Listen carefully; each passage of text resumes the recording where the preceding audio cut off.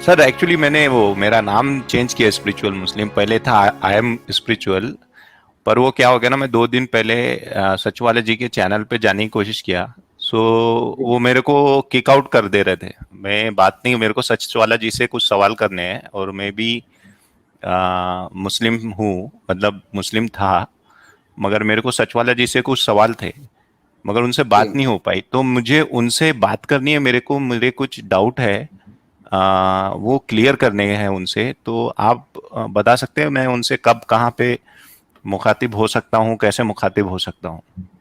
आपके जी, अभी सवाल आइए अकीदे थोड़ी पे देर में। है या किताब से है? नहीं, मेरे सवाल थोड़ा ऐसे है कि मैं आता हूँ शिया बैकग्राउंड से, ठीक है। जी। तो मेरा जो मैं जो भी मैं बड़ा होते टाइम पे मैंने कुरान पढ़ा, मैंने जो भी सीखा अपने अकीदे में। मगर जैसे सचिवालय जी है, वो पहले जैसे वो कह रहे थे कि पहले वो बरेलवी थे, फिर वो देवबंदी हुए, फिर वो अहले हदीस हुए, फिर वो कुरानिस्ट हुए। तो इसलिए मेरे को उनसे कुछ सवाल करने थे उस मामले में। तो इसलिए मेरे को जानना था कि मैं उनसे कब जैसे बात कर सकता हूँ। तो सर हाँ जी, वही तो बात। मेरा भी सवाल ये है कि आपका सवाल उनके साथ जो रहेगा वो किताब से है या अकीदे से है? अकीदे से। तो सर अकीदे से तो मुझसे कीजिए ना, वही सब मैं भी वही उतने क्लासेस मैं भी घुमा हूँ। भले ही अच्छा मुझे अच्छा। किताब के ऊपर महारत हासिल नहीं है, वो सच वाला सर को है। तो हाँ इसमें क्या अरबी का कोई दखल नहीं है अकीदे में। हाँ, तो मेरा सवाल मैं आपसे भी पूछ लेता हूँ। मगर मुझे जैसे अगर, क्योंकि वो अहले कुरान भी रह चुके हैं, अगर उनसे मिलता तो जैसे मेरा उनको जितना मैं सुनता हूँ, उनकी जो अरबी पे कमांड है और अरबी कल्चर पे कमांड है, वो वहां पे भी रहे हुए। तो इसलिए मेरा सवाल थोड़ा मुझे ऐसा लग रहा था कि उनसे करना चाहिए, मगर फिर भी मैं सवाल पेश कर देता हूँ। जी। मेरा सवाल ये है कि जब मैंने ऑनलाइन रिसर्च करनी शुरू करी, तो मैं देखता हूँ कि कुरान ऑनलाइन अवेलेबल है, और जो सुन्नत जमात की जिसे सही सित्ता कहते हैं, मतलब जो हदीसें हैं जिसमें कुरान की तफसीर मिलती है, वो अवेलेबल है। मगर शियाओं की ऐसी कोई तफसीर से रिलेटेड कोई चीज मुझे मिलती नहीं है। जैसे अगर कुरान आप पढ़ रहे हो, उसको समझना है, आपको तफसीर देखना है उसकी, तो ऐसा कुछ मिलता नहीं है। और उसमें फिर वो ये कहते हैं कि जब जो पैगंबर साहब थे, उन्होंने मरने से पहले कहा था कि मैं तुम्हारे बीच में 2 चीजें छोड़ के जा रहा हूँ, एक है कुरान और दूसरा है अहले बैत, मतलब के जो 12 इमाम है। तो मेरे को ये जो इनका जो ट्विस्ट है, ये इसका तोड़ क्या है, मतलब हम कैसे, इस चीज का तोड़ क्या है, ये क्या उसका काउंटर क्वेश्चन क्या होगा? जी, ये जो चीज़ है ये कुरान में नहीं है, जो कुछ भी आपने कहा ये कुरान में नहीं है। और जब जो चीज़ कुरान में नहीं रहती है तो दोनों सेक्ट शिया सुन्नी के पास एक ही चीज़ पे अलग अलग बात होती है। मैं स्टार्ट करता हूँ 1978 से, कि जब चांद पर लोग गए थे हमारे, तो शियाओं सुन्नियों के नज़दीक है कि चांद पर जब उतरे थे वो अपोलो 11 अपोलो 21 मालूम है ना आपको, जो चांद पे हाँ गए हाँ थे। हाँ, जी जी। तो जब चांद पे उतरे थे तो सुन्नियों के नजदीक चांद पर उन्हें अजान सुनी आई, हाँ हाँ। और शियाओं के नजदीक वहां दुरूद शरीफ सुने आया। अच्छा।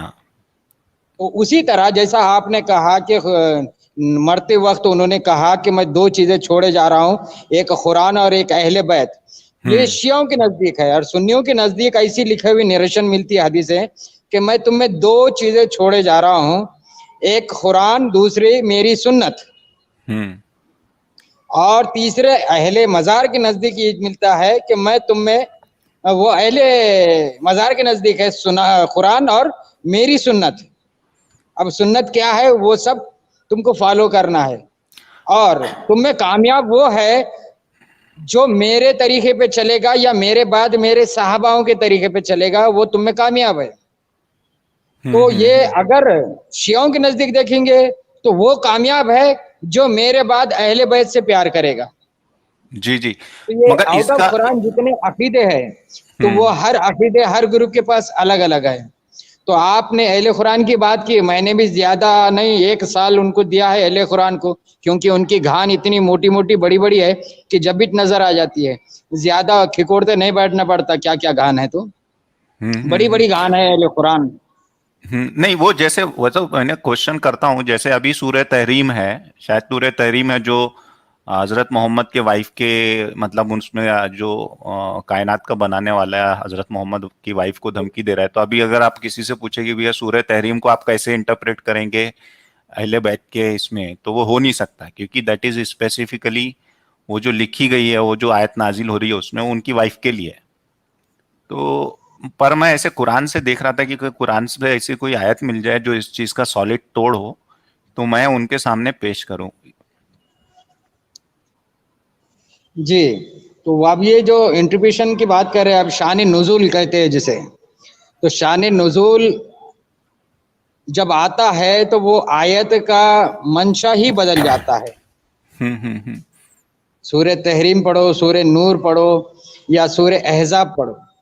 अभी एक कॉलर ने आके कह के गए थे कि फतवा जो दिया जाता है कुरान की रोशनी में दिया जाता है, लेकिन अगर हम देखेंगे तो वो कुरान की रोशनी कहीं भी नहीं दिखती। कुरान की टॉर्च बंद करके वो फतवा दिया जाता है। Correct correct correct. एक्चुअली क्या है ना सर, मैं मेरा मेरा तजुर्बा ये है, अभी तो एक्स मुस्लिम मूवमेंट जो शुरू हुआ है, ये तो बहुत हो गया, मैं 4 साल या 5 साल से फॉलो कर रहा हूँ। पर मेरा मानना ये है कि एक्चुअली तो कोई मुस्लिम है ही नहीं, ये सब जी ढोंग वाली बातें हैं। जो अभी बिल्कुल। वसीम वसीम रिजवी ने वो कौन से महाराज उनके साथ कुछ कहा था कि मुसलमान ढोंगी होता है, ये एक नंबर की सही बात है। मैं उनकी ऐसे नहीं, मैं उनकी बात कर रहा हूं, मगर मैंने ये चीज देखा है अपना भी। अभी जैसे क्या होता है ना, बहुत सी चीजें मुसलमान झांसे में लेते हैं, मुसलमानों को भी और गैर मुसलमानों को भी। जैसे मेरा एक तजुर्बा ये है कि मैंने देखा है कि वो इस्तिखारा देखते हैं, अब वो इस्तिखारा देखने के बाद वो बोलते हैं अरे बहुत अच्छा है, बहुत अच्छा है, कर लो कर लो कर लो। और मगर जहां उनको थोड़ा सा शक हुआ तो फिर जाते हैं, क्योंकि वो फिर वो अकीदा उनका नहीं है। मतलब उन्होंने जैसे इस्तिखारा देखा है, मैं मेरे जमात के लोगों की बात करूं तो अल्लाह से पूछ लिया उन्होंने, अल्लाह ने बोला कर लो, मगर उनको भी थोड़ा सा आय बाय लगता है तो मुकर जाते हैं। तो ये ऐसे है, ये झांसेबाज थोड़े से रहते हैं, और इनको भी मालूम है, बोलते हैं ना, हकीकत जो है इनको भी मालूम है। मगर ये जब तक के झांसेबाजी और ये सारी चीजें वो अपने वालों अपने लोगों के साथ भी करते हैं और दुनिया के साथ भी करते हैं, और इसलिए लात भी खाते हैं और इसलिए नफरत भी मिलती है उनको। जी, अभी आपने वसीम रजवी का नाम लिया। वसीम रजवी ने जो कुछ भी कहा है वो सच है, लेकिन ये भी एक सच है कि वसीम रजवी के कहने के बाद उनके भाई ने उनसे ला ताल्लुकी का इजहार किया, उनके फैमिली मेंबर्स ने उनसे ला ताल्लुकी का इजहार किया। सच बोलना आज कैसा है ये भी सबके सामने है। सच बोलना इस्लाम में कैसा है सर? आप दूसरे लोगों के साथ रह सकते हो। मैंने खुद जब मैंने कॉलेज में पढ़ाई करी, मेरे रूम पार्टनर्स जो थे वो गैर मुस्लिम थे, जैन समाज के थे। वो लोग अंडा भी नहीं खाते थे, मगर कभी ऐसी बात नहीं हुई कि जिससे हमारे बीच में झगड़े हो। हम लोग भाई जैसे रहे, भाई जैसे अलग हुए जब पढ़ाई खत्म हुई। मगर मैं, जैसे मैंने कहा, शियाओं के बीच से अब ताल्लुक रखता हूँ। मैं सुन्नत जमात के साथ 1 साल रहा और उसके बाद मेरे को भागना पड़ा, क्योंकि बहुत गालियां पड़ी एक दिन किसी ने कुछ बोल दिया तो ये तजुर्बा है। मतलब मैं इनसे तो दूर ही रहता हूँ। जी, सच बोलने से इस्लाम घबराता है। सच है इसकी ही नहीं अगर ना सर, रियलिटी कुछ कुछ भी हाँ हाँ सच हाँ, है ही नहीं सच उसमें, कुछ बोलने है ही से नहीं, घबराता है। कुछ सच है ही नहीं आपको उस रिलीजन देखिए, में। देखिए आपको ऑप्शनली कहाँ पर झूठ बोलने की इजाजत है, तो समझ जाइए फिर। आपको हम्म। झूठ बोलने की इजाजत है बीवी को खुश करने में, सुलह कराने में, जंग करते वक्त मक्र का काम ले सकते हैं आप। तो इसका मतलब क्या है फिर, सच कहाँ बोलना है? हम्म। सर इस तरीके की ये कौम है, मतलब देखिए कई बार दुख भी होता है कि हम उस कौम के बारे में बोल रहे हैं जहां हम पैदा हुए, और उसमें काफी सारे हमारे सगे संबंधी, हमारे माँ बाप, हमारे फुप्पू फुप्पा, हमारे सारे रिश्तेदार हैं, मगर वो सारे ऐसे ही दिखते हैं मुझे। कोई, आप किसी से सच नहीं बोल सकते। आप ये नहीं बोल सकते कि ये मतलब गलत है। मैं सर, आपने अभी परभनी का जिक्र किया, आप महाराष्ट्र से है क्या सर? सर मैं इंडिया से हूँ। अच्छा। नहीं, क्योंकि मैं एक एग्जांपल देना चाहता था। मेरे सामने एक वाकया पेश आया था, वो अमरावती का था। उसमें जी एक आपको लगे तो मैं पिंग करता हूँ प्राइवेट चैट में। सर, आप अमरावती से है? नहीं नहीं, मैं वहां से नहीं हूँ, मैं साउथर्न इंडिया से हूँ। जी तो मैं आपको एक प्राइवेट चैट में एक लिंक पिंग करता हूँ, लोकमत की, मराठी में हो। मेरी मराठी उतनी अच्छी नहीं है, मगर मैं जब वहां पे था तो ये वाकया पेश आया था। इसमें एक मौलाना ने है ना, मतलब एक इस मदरसे में एक बच्ची के साथ रेप किया था। मैंने प्राइवेटली आपको पिंग किया है, ठीक है। जी अब वो कैसा है सर कि वो प्रेग्नेंट हो गई और वो भागी वहां से। मतलब मेरे को तो उतना आइडिया नहीं है, मैं आसपास का नहीं, जो सुनने सुननी बातें आई थी उसके बाद भी लोग नहीं मान रहे। लोग क्या बोल रहे हैं, ये बोले आरएसएस और ये बाकी जो हिंदूवादी संगठन है उनकी साजिश है इस्लाम को बदनाम करने की। और हालांकि जब वो मेडिकल रिपोर्ट में भी साबित हो गए तो भी लोग नहीं मान रहे। तो इतनी मतलब इनके अंदर ये कुटी पड़ी हुई है चीजें। तो अब ऐसी जी। कौम है, ये क्या बोलना है इसको, ये आप अपने वालों अमरावती के साथ। जाके आए हुए हैं सर? अमरावती जाकर आ गए हैं? हाँ हाँ, मैं गया था उधर। अमरावती में देखिए चांदूर बाजार है। मेरे को उतना आइडिया नहीं है सर आसपास। मोरसी, चांदूर बाजार से मोरसी का जो फासला है वो हम्म तकरीबन 90 किलोमीटर का फासला है। 90 किलोमीटर के फासले में 1,000 से ज्यादा झाड़ पेड़ जो हम्म बड़े बड़े थे कटवाए गए। हम्म और इतनी शिद्दत की वहां पर गर्मी बढ़ रही है। मैं तो चांदूर बाजार से 10 किलोमीटर दूर पर एक एरिया है जहाँ पर कुछ मुस्लिम रहते हैं, वहां पर मैं ज्यादा नहीं 15 दिन रुका था, घूमा था। और वहां बोल के निकला था कि अगर यहाँ पर कोई बाढ़ आए या कोई भी आफत आए और कोई अगर इनकी मदद को ना आए तो ताज्जुब मत करना। क्यों? क्योंकि वो लोग है ऐसी कि मदद के काबिल नहीं है। मैं तो समझता हूँ कि जो बारिश में पानी वहां गिरता तो वो बेजुबान जानवर और बच्चों के लिए गिरता, क्योंकि ये वो लोग नहीं है कि जिनके ऊपर बारिश हो। अच्छा सर, और एक सवाल करता हूँ। आप भी शायद मुस्लिम है, मुझे ऐसा लगता है। सही कह रहा हूँ मैं? Once upon a time. Okay. नहीं, बट आप उस कम्युनिटी को तो आज भी बिलोंग करते हैं, उस चीज से तो इनकार नहीं किया जा सकता। तो आप क्या फ्यूचर क्या देखते हैं, एक्स मुस्लिम का फ्यूचर क्या देखते हैं, खासतौर पे इंडिया में? क्योंकि मुझे ये बहुत ही शार्प कोलाइजन की तरफ जाते हुए दिख रहा है, जैसे ही भारत में अभी हालात चल रहे हैं। तो क्या आपको लगता है कि कभी जो एक्स मुस्लिम से वो खुल के सामने आ पाएंगे, बोल सकेंगे कि भैया हमको नहीं मानना और ये आप अपने तक के रखो? क्योंकि मेरे साथ तो वो कभी होता ही नहीं है। मैंने जहाँ खुद को एक्सप्रेस किया कि अरे ये मेरे को गलत लगता है और ये सही लगता है, तो आंख पे चढ़े आते हैं लोग। तो आप क्या देखते हैं, मतलब जैसे फ्यूचर क्या देखते हैं? क्योंकि ये बहुत परेशान करने वाला सवाल है। मैं एज ए मुस्लिम फ्यूचर ये देखता हूँ एक्स मुस्लिम का, कि एक कल्ट निकला था अहले हदीस। हम्म उसके बाद अहले कुरान से भी लोग वाकिफ है। जबकि अहले कुरान जो मूवमेंट है ये कब का है आपके हिसाब से? नहीं, मुझे नहीं पता, मैं उतना नहीं आइडिया। मेरे मैंने तो अहले हाँ कुरान मेरे ये सच वाला जी के मुंह से ही सुना। जी, तो मेरे हिसाब से अहले कुरान तकरीबन 40-50 साल भी अगर पुराना हुआ तो मैं हम्म फ्यूचर ऐसा देखता हूँ कि एक्स मुस्लिम से वो एक्स मुस्लिम मूवमेंट से वो बात बनेगी जो अहले कुरान और अहले हदीस ने डेवलपमेंट की तरफ यानी तामीरात की तरफ कुछ भी हल नहीं निकाले इन दोनों ग्रुप ने, दोनों कल्ट ने। लेकिन ये जो मूवमेंट है अहले कुरान और अहले हदीस, इन्होंने हम्म नफरतें कितनी बोई और मोहब्बतें कितनी बांटी। ये अगर देखना है तो एक्स मुस्लिम के पीरियड, इनका आधा भी पीरियड एक्स मुस्लिम को मिल जाए, मूवमेंट को मिल जाए, तो आपको 200% एक्स्ट्रा काम मिलेंगे एक्स मुस्लिम से। तो भारत में ऐसी कोई जगह है जहां एक्स मुस्लिम्स एक दूसरे से मिलते हैं खुले तौर पे, अपनी आइडेंटिटी छुपाए बगैर? क्या ऐसा कभी हो सकता है? क्योंकि मेरा क्वेश्चन वही है कि हम हमारे जैसे लोगों के लिए बहुत सफोकेटिंग सिचुएशन हो जाती है ना? आप सर कहना है ऐसा आपको। हाल तो मैं ऐसा हाल जिसमें एक्स मुस्लिम खुले तौर पर मिल सके, ऐसा तो मैं सिर्फ 5 साल बाद देखने वाला हूँ। चलिए सर, अच्छा लगा आप इतने ऑप्टिमिस्टिक हो। होप सो ऐसा हो। बहुत अच्छी बात हो अगर ऐसा हो तो लोग सामने आए, और सामने नहीं भी आए तो एटलीस्ट ये बैकफुट पे तो चले जाए। ये जो बंड दिमाग के लोग हैं ना, एटलीस्ट जी बैकफुट पे तो भी चले जाए और दूसरों को जीने दे। क्योंकि ये बहुत तंग करके रखा है इन्होंने। और वो ये जो मैं तो ये बोलना चाहता हूँ कि जो नॉन मुस्लिम यहाँ पे देखते और सुनते, it is a tip of iceberg. मतलब उनका वो बोलते हैं ना आइसबर्ग की टिप है, मगर वो समाज के अंदर जैसे एक दूसरे को खाते हैं, एक दूसरे को तंग करते हैं, एक दूसरे को गालियां बकते हैं और फिर वापस एक दूसरे के साथ मिल जाते हैं, वो बहुत बड़ा बोलेंगे ना उसको लचांड चीज है। तो जी अगर ये बैकफुट पे ही चले जाए तो बहुत है कि नहीं भैया चलो ठीक है हमारा मजहब ऐसा है। जी, 5 साल बाद हो सकता है मैं नहीं रहूंगा, लेकिन ये जो भी है, ये बेबस अल्लाह क्या कह रहे हैं, बेबस अल्लाह की डीपी लगाकर, जब तक तो मर जाता आजाद। जी, इंसान मरता है, उसकी सोच नहीं मरती है। मैं बार बार आपके नजरों के सामने आऊंगा, मैं नहीं बार सर ये बार आपके नजरों के सामने आऊंगा, फिर आपकी याद बन जाऊंगा, और एक दिन आएगा मैं आपकी फरियाद बन जाऊंगा।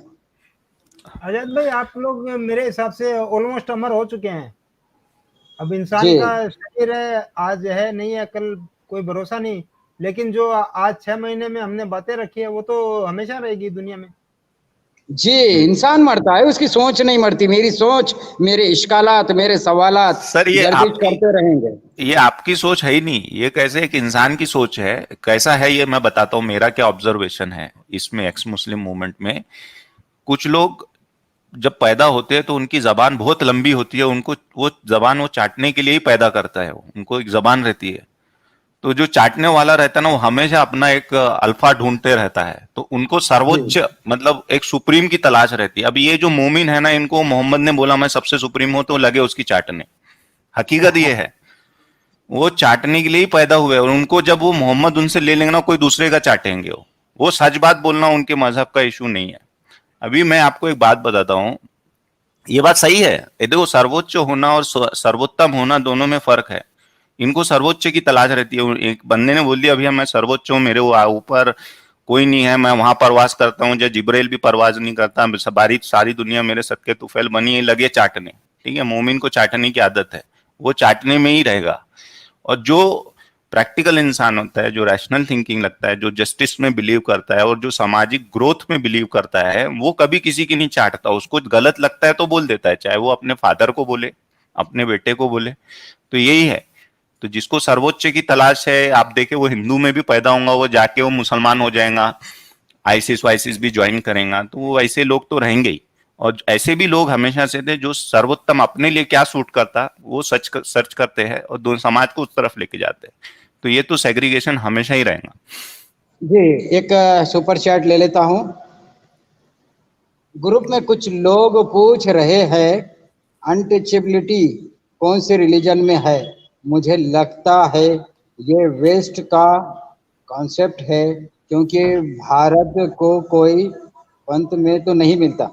सर, ये इसके ऊपर बहुत मिसगाइड किया गया। मैं मेरे हिसाब से, मेरे नॉलेज से कहता हूँ, हो सकता है मेरा नॉलेज गलत हो, कि मिसगाइड किया गया है। जैसा कि आज भी कोई अगर ऐसी हरकत करे जो मुझे पसंद नहीं, आज भी कोई ऐसी हरकत करे, कुछ ऐसा खाए, कुछ ऐसा रहे कि मुझे पसंद नहीं, तो मैं उसे कहूंगा कि तुझे जीने का तो हक है, लेकिन तू मुझसे दूर रहे।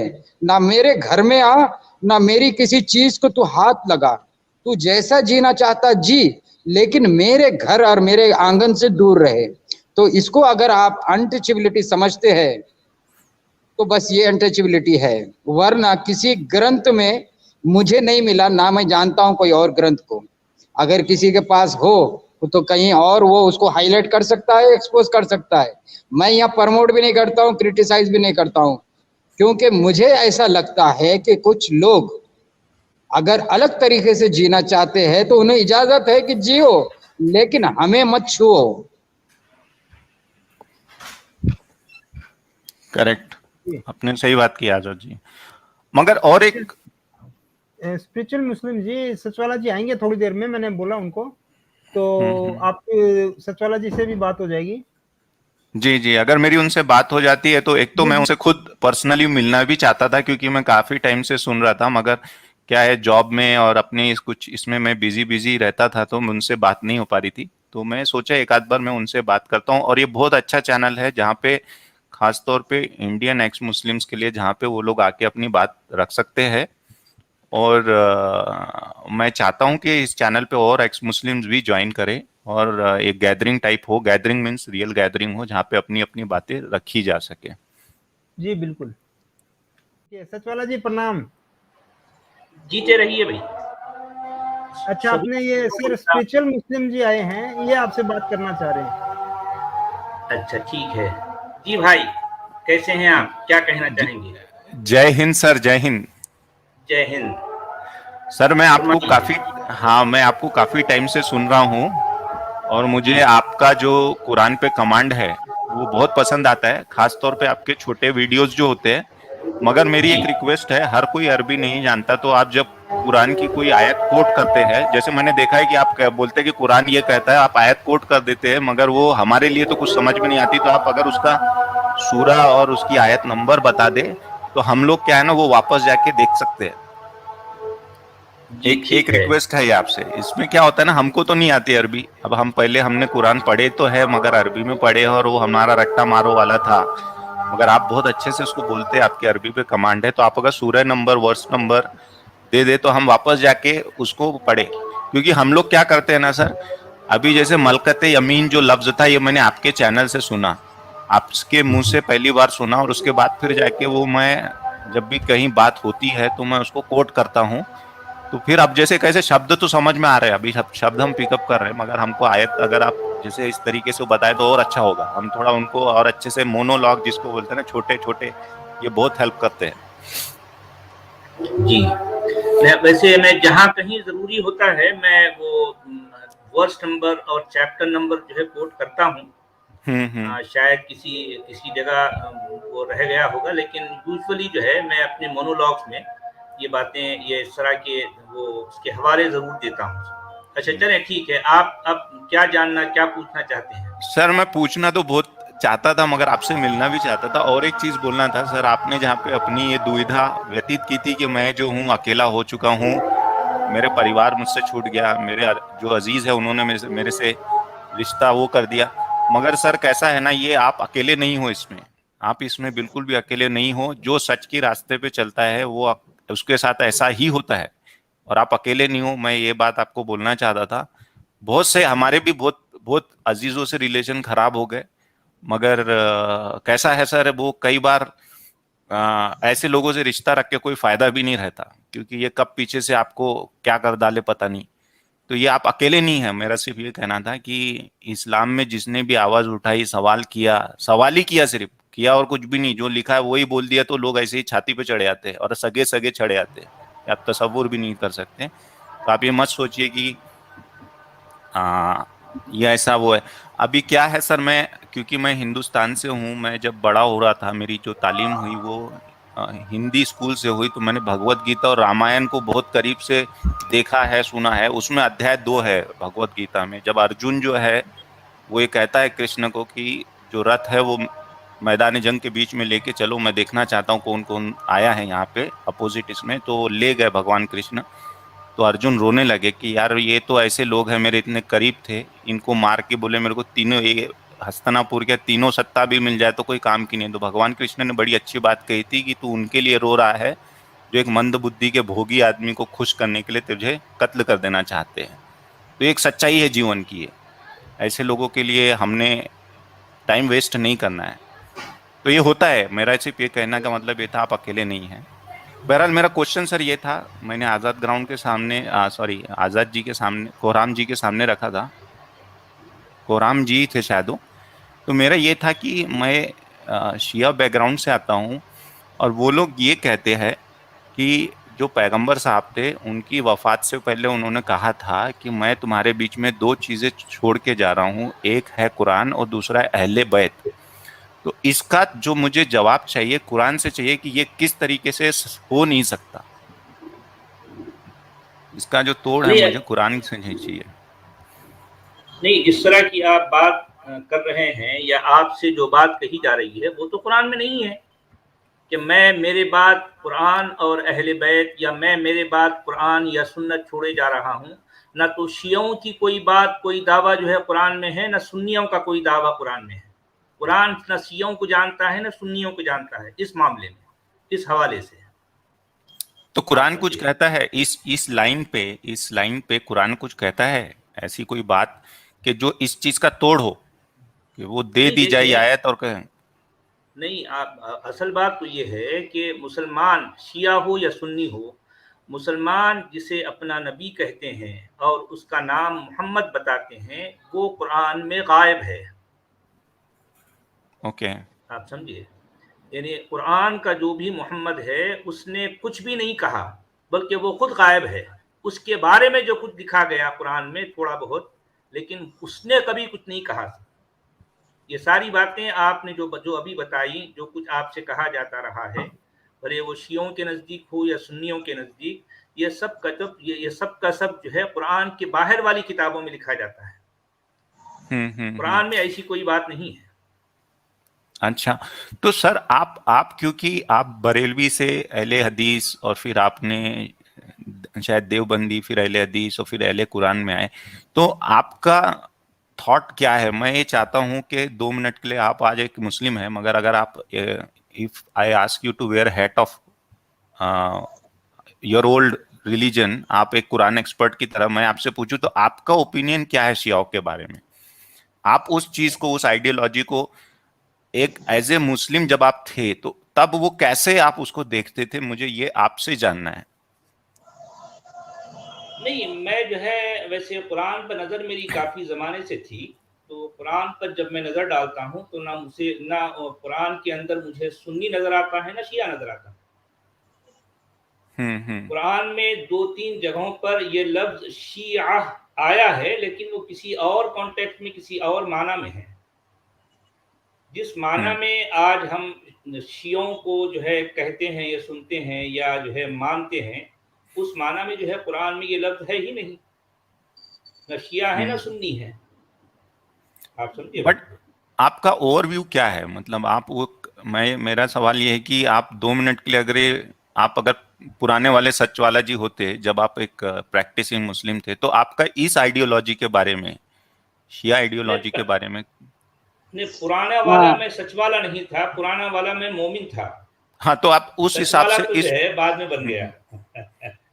हाँ, तो आप इस आइडियोलॉजी को कैसे देखते हैं? आपका क्या थॉट है उसके बारे में? कौन सी आइडियोलॉजी?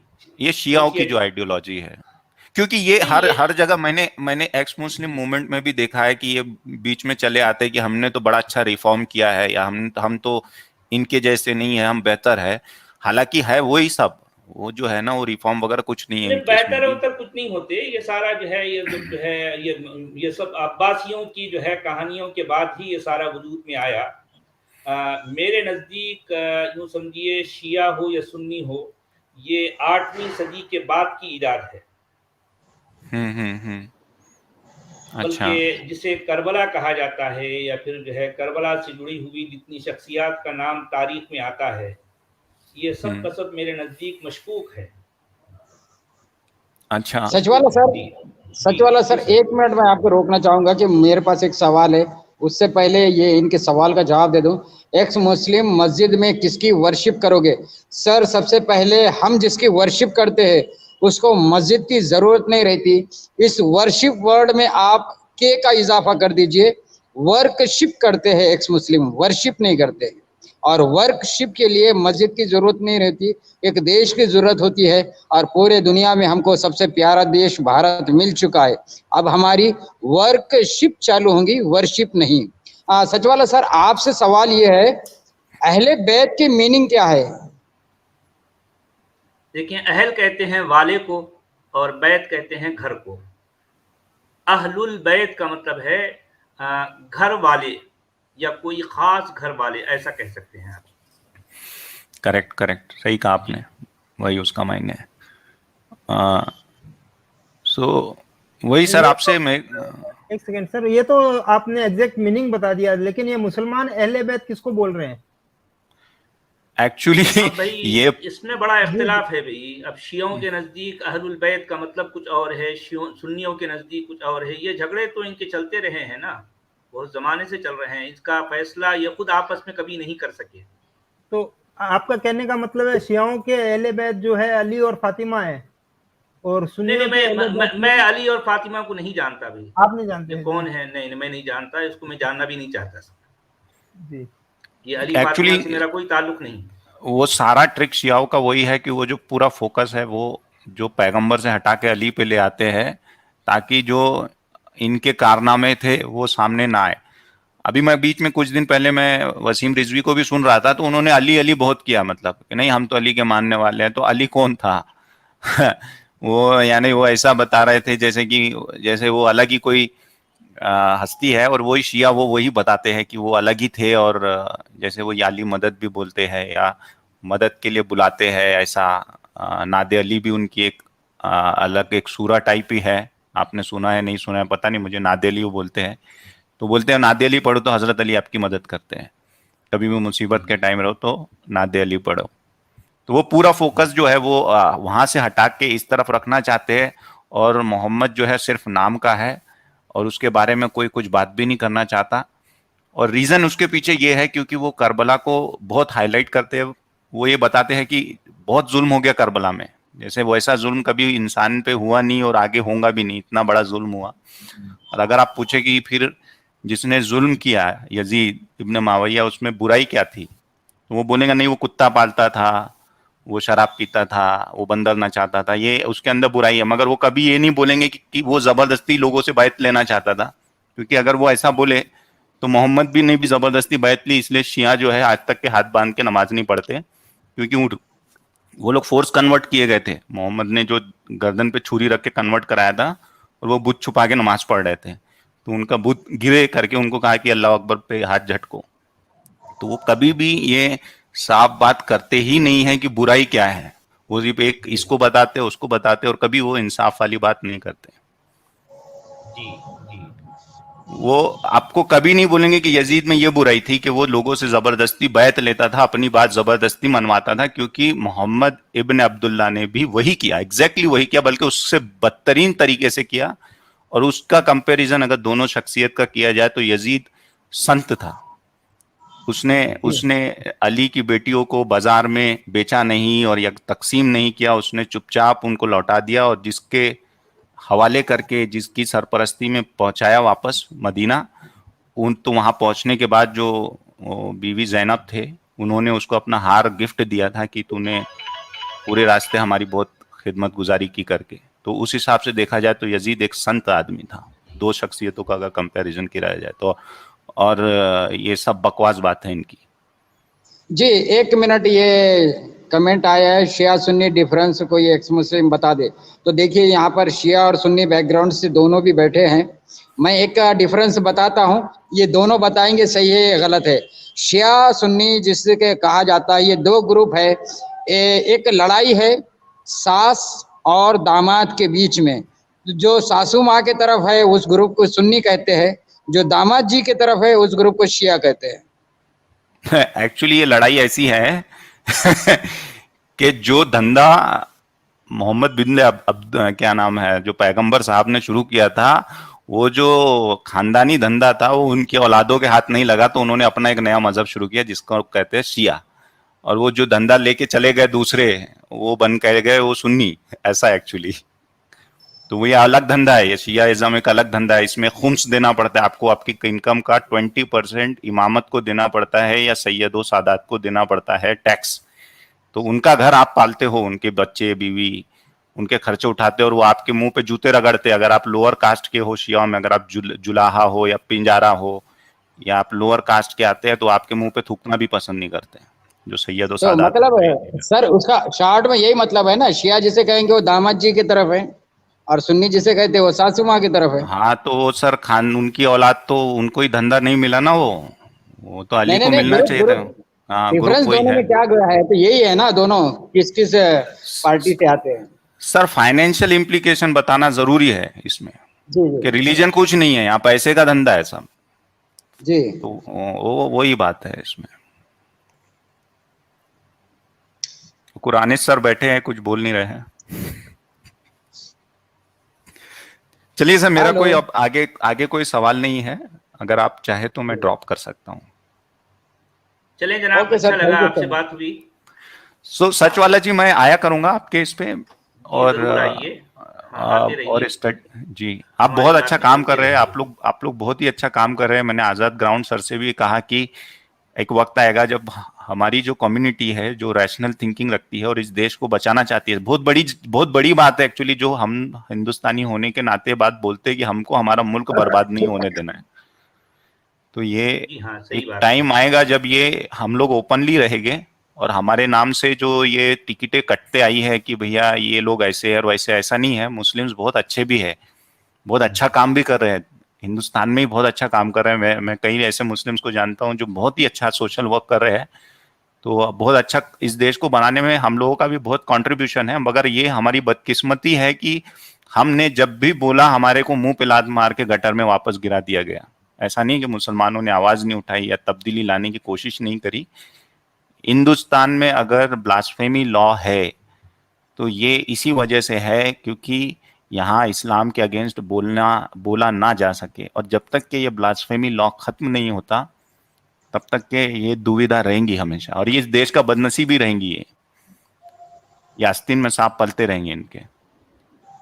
जी हाँ, सही बात है, सही बात। क्योंकि बोलने तो दो यार, बोलने तो दो, बाकी हम गाली नहीं बकरे, जो लिखा है वही बोले तो ये दंगे कर देते हैं।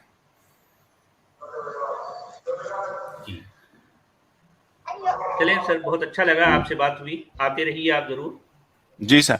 सर हो सके तो मैं अपनी लाइफ में आपसे जरूर मिलूंगा सर, क्योंकि एक मैं किसी भी एक्स मुस्लिम से कभी फेस टू फेस आज तक के नहीं मिला, मगर आप लोगों को मिलके और सुन के, और मैंने दूसरे एक्स मुस्लिम्स ग्रुप भी ज्वाइन करे थे, मगर वो बहुत एंटी इंडिया नैरेटिव चलाते थे, तो वो मैंने छोड़ दिए, फिर वो मेरे को जमे नहीं। अच्छा, एक बात मैं रखना चाहूंगा स्पिरिचुअल मुस्लिम जी, आपकी आवाज एक्स मुस्लिम साहिल से बहुत मिलती है और आपका बात करने का तरीका भी बहुत बढ़िया है। तो आपसे सजेशन और रिक्वेस्ट है कि आप भी अपना चैनल चालू कीजिए सर। नहीं सर, मैं आपको मेरी जिंदगी की कहानी बताता हूँ। मैं तो जब 10वीं पास हुआ था, मेरे सामने कुछ ऐसे वाकयात पेश आए जो मैंने जैसे रखा अभी सामने, कहा था कि इस्तिखारा देख रहे हो, जबान से मुकर जा रहा है मुसलमान। तो उस टाइम पे मैं ईमान रखता था, और मेरे वालिद साहब जो थे उन्होंने मेरे को कभी मसलों मसाइल ने, मैं बहुत गांव से आता हूँ, बहुत मतलब मैं जब वो जो ऐसा आप गांव बता रहे थे अभी एक आए थे, तो मैं किसान का बेटा हूँ। मेरी इस मिट्टी से मेरी नाब अभी भी जुड़ी हुई है। ये मिट्टी जो है सर मेरे रगों में आज भी है। तो मेरे अब्बा ने मेरे को बहुत अच्छी तरबियत दी, और उन्होंने वो चाहते थे कि मैं एक बड़ा ऑफिसर बन के काम करूं, मगर वो नहीं हो पाया। मगर ये है कि सर मैं इनकी बहुत पहले ही मैं चैनल शुरू भी नहीं करना चाहता, मगर मेरा लाइफ का एम कुछ और है। मैं करता हूँ सोशल वर्क, मगर मैं देश सेवा करता हूँ, और वहां मैं ये नहीं देखता कि जिसके लिए मैं कर रहा हूँ वो मुस्लिम है या हिंदू है, मैं वो सोच लाता ही नहीं, और मैं लाना भी नहीं चाहता। नहीं तो मैं मेरा चैनल शुरू करता मेरे अंदर से। क्योंकि क्या होता है ना सर, आप जब वही चीज बार बार सुनते हो ना, तो कहीं ना कहीं आपके अंदर वो बात आ जाती है, आप इंसान हो। तो मेरा लाइफ का कुछ और एम है। बाकी आप अगर इनवाइट करेंगे मुझे किसी डिबेट में, डिस्कशन में, रैशनल थिंकिंग में, मुझे बहुत अच्छा लगेगा अगर मैं आप लोगों के कुछ काम आ सका तो। जी बिल्कुल। बाकी इस देश के लिए तो सर कभी भी खड़े आप ऐसा नहीं है। हम हमारी देश ने हमको बनाया है, हमारा भाग्य विधाता तो भारत ही है, तो हम तो इस देश के लिए खड़े हैं सर। जी सर, आप अपना ईमेल प्राइवेट चैट में दे दीजिए, तो जब भी आपको जरूरत पड़ेगी या किसी स्ट्रीम में आपके लिए होगा तो जरूर आपको मेल करेंगे। बाकी आप जुड़ते रहिए, ऐसी कोई बात नहीं है कि इनवाइट पे आए, आप सामने से आते रहिए, सुनते रहिए, और स्ट्रीम भी ज्वाइन कीजिए जब जब आपको लगे ऐसा कुछ बात है तो। जी सर, इस मूवमेंट को एक छत्र, एक क्या बोलेंगे ना उसको, डोम की जरूरत है। एक ऐसी जगह की जरूरत है जहां लोग अपने आप को सुरक्षित महसूस करें। क्योंकि मैंने सर मैं बोल रहा हूँ, मैंने एक एक्स मुस्लिम चैनल ज्वाइन किया था फेसबुक के थ्रू। वहां पे बीच में मैंने जैसे कहा, मैंने यहाँ पे भी आपसे बात कहा कि मैं गांव से आया हूँ, मेरी जो एजुकेशन हुआ है वो बहुत एक हिंदू स्कूल में हुआ है। तो मैं वो सब चीजों पे मेरे ऊपर एक इन्फ्लुएंस है। तो मैं कभी भी उस ग्रुप में अपने देश के बारे में बात करता था तो मेरे को टैग लगा देते थे कि ये आरएसएस या इस टाइप का बंदा है। मेरे को बहुत बुरा। बीच में वो राम मंदिर का भी वो डिसीजन आया था जिसमें वो कोर्ट ने छोड़ दिया था कि जो भी उसमें एक्यूज थे उनको कहा कि मतलब रिहा कर दिया या उनके ऊपर से चार्जेस हटा दिए थे। तो वो ग्रुप में मेरे ऊपर बहुत फ्रस्ट्रेशन निकाला। तो मैंने उनसे पूछा, जब तुम यार छोड़ चुके हो आइडियोलॉजी, तो एक मस्जिद के लिए लिए क्यों लड़ रहे हो, एक ऐसे मेरे को क्यों टारगेट कर रहे हो? तो बोले नहीं, तुम भी कौन, किसने देखा कि तुम क्या हो और क्या नहीं। मैंने कहा भैया ठीक है, तुमने जब देखा नहीं तो फिर ऐसी बातें भी मत करो।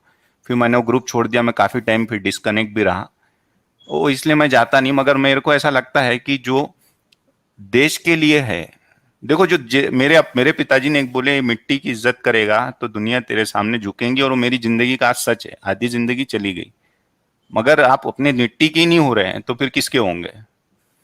तो ये जो है फालतू के एक्स मुस्लिम जो रहते हैं, जो उनका अलग ही एक मतलब, वो बोलते हैं ना सर, वो नवाबी एक्स मुस्लिम है, जो मतलब हाई क्लास, अपने आप को पता नहीं क्या समझते, उनको लगता है वो ओवरसीज टाइप के वो है। मगर मेरा एक ये है, मैं एक होप करता हूँ कि एक दिन ऐसे भी एक्स मुस्लिम जो है, जो अपनी देश की सेवा कर रहे हैं, या ऐसे मुस्लिम पुराते सर जो अपने देश के वफादार हैं। मैं आपको बोल रहा हूँ ना, मैं कई मुस्लिम्स के साथ काम करता हूँ, बहुत बेहतरीन काम कर रहे हैं सर, सोशल वर्क में एक नंबर काम कर रहे हैं।